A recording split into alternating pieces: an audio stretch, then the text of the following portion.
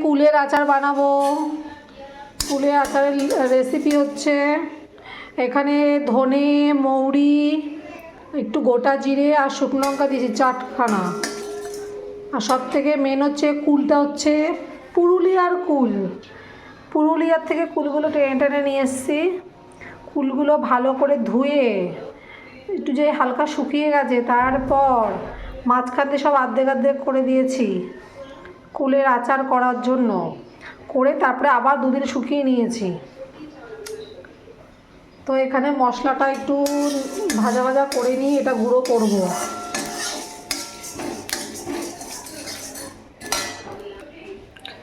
আগের বছর মনে আছে আমার, কুলের আচার বানাতে গিয়ে কুলগুলো ধুয়ে ফাটাইনি, ভেতরে কোনো মশলা ঢোকেনি। কেমন হয় দেখি আচারটা। কুলের আচার করে রেখে দেওয়া হবে, আর একটু গরম পড়লে তখন একটু করে বের করে খাওয়া হবে। এই কুলগুলো কি মিষ্টি! মাঝখান থেকে ফাটিয়ে দিলে কি হবে, মশলাগুলোর ভেতরে সব ঢুকবে। মশলাটা ভালো করে ভেজে নিচ্ছি, তারপর একটু ঠান্ডা হয়ে যাবে, তারপরে মিক্সিতে গুঁড়ো করে নেব। মশলা ভাজার গন্ধটা দারুণ লাগে।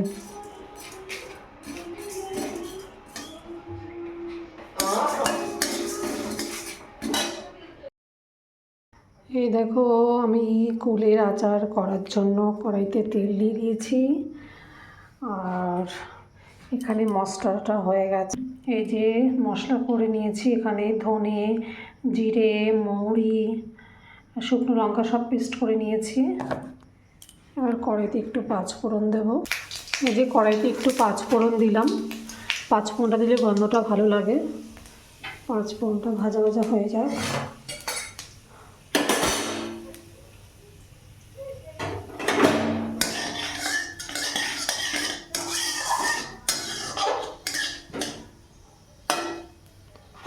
কুলটাকে দিয়ে দিলাম।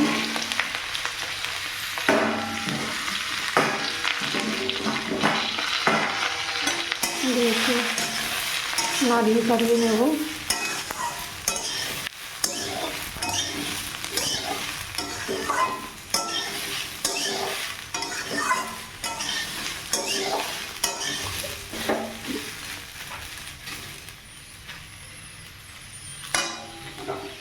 গ্যাসের ফ্লেমটা কমিয়ে দিয়েছি, নাহলে পুড়ে যাবে।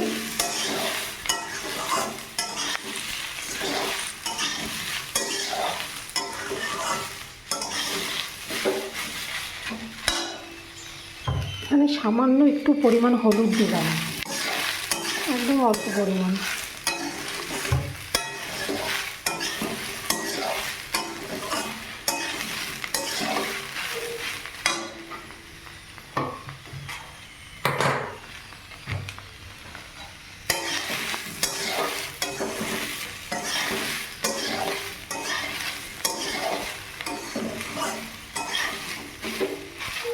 এই আচার মানে 2 থেকে 4 জন বুকিং করে রেখেছে, আমাকে বলেছে খাওয়াতে হবে। জানি না কেমন হবে।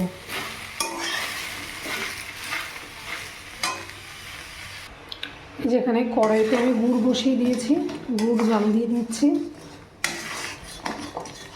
এখানে কুলটা নাড়িয়ে নিয়েছি একটু তেলের মধ্যে 2-4 মিনিট।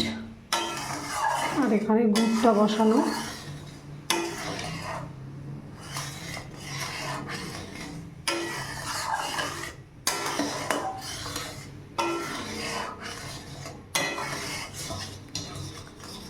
এই কুলের আচার করলাম, আবার আমের দিন আসলে আমের আচার করতে হবে।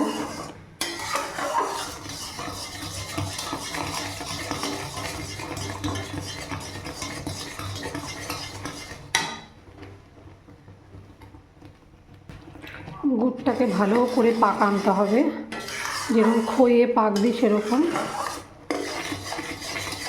এখনো গুড় অনেকক্ষণ হবে।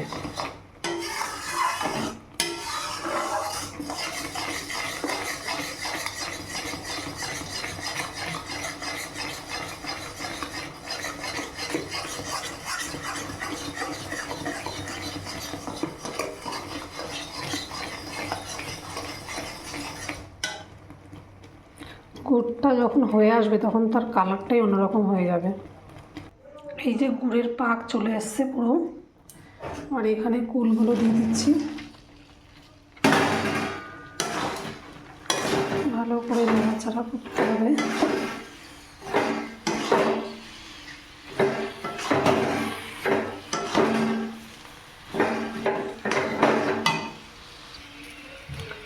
আগে লবণ দেওয়া হয়নি, তো একটু লবণ দিয়ে দিচ্ছি।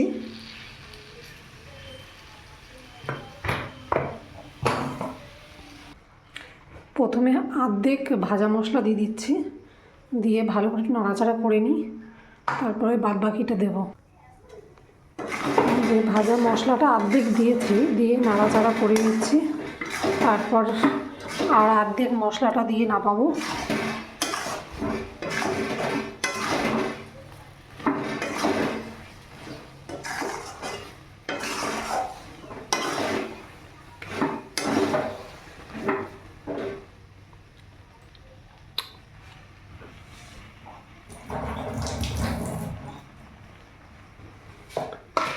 আর একটু লবণ লাগবে।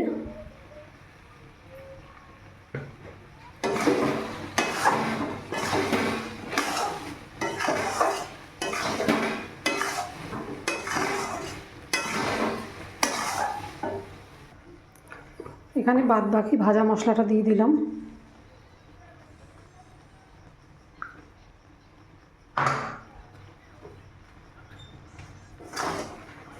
দিয়ে একটু নাড়ি চাড়িয়ে নিই, গ্যাস বন্ধ করে দিলাম।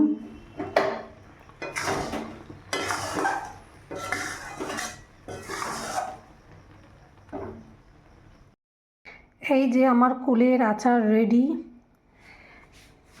জানি না খেতে কেমন হয়েছে, আমি যেরকম পেরেছি সেরকম চেষ্টা করে করেছি, তো খেয়ে দেখতে হবে কেমন হয়েছে, এখনও মুখে দেইনি। তো সবাইকে টাটা।